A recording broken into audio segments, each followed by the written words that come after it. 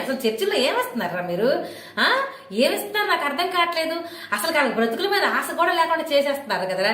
ఇప్పుడు పిల్లల కోసం కానీ మిగతా వాళ్ళ కోసం కూడా ఆశ కూడా లేకుండా వాళ్ళు ఎందుకంటే చర్చికి రాగానే వాడు చావు కోసం ఎదురు చూస్తున్నారా. వాళ్ళకి బ్రతుకుల మీద ఆశ లేకుండా చేసేస్తున్నారు చర్చిలు తీసుకెళ్లి. మరి ఈ జనాలందరూ మేము కాపాడుకోవాలి, మా హిందువులు మేము కాపాడుకోవాలి, మా అమాయక జనాలు మేము కాపాడుకోవాలి. మా దగ్గరికి వచ్చి మా ఇళ్ళంటూ చాలా మందిని మీరు లాక్కెళ్ళిపోయారు మాయ మాటలు చెప్పి.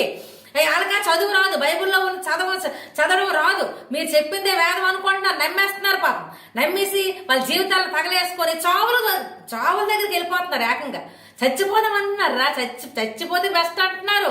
అసలు జీవితం మీద ఆశ లేదు వాళ్ళకి. ఎప్పుడు ఏమంటే దేవుడి దగ్గరికి వెళ్ళిపోతాం. ఒరే ఆశ పుట్టించండి రా జీవితం మీద. పిల్లలు ఉన్నారా, కుటుంబం ఉందరా, వాళ్ళ కోసం వాళ్ళు బ్రతకాలరా, అక్కడికి వెళ్ళి ఏడు చేస్తారా?